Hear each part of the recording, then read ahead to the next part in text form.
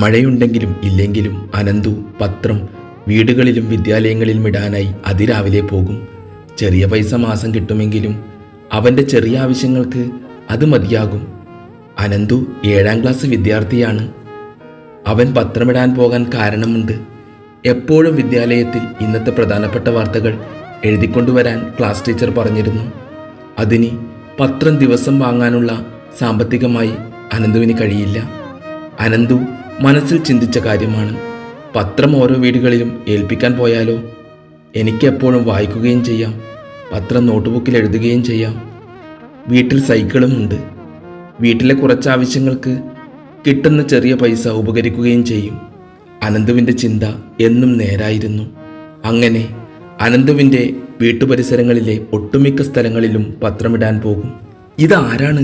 സൂക്ഷിച്ചു നോക്കുന്നുണ്ടല്ലോ, അദ്ദേഹം എൻ്റെ നേരെ വരുന്നുണ്ടല്ലോ.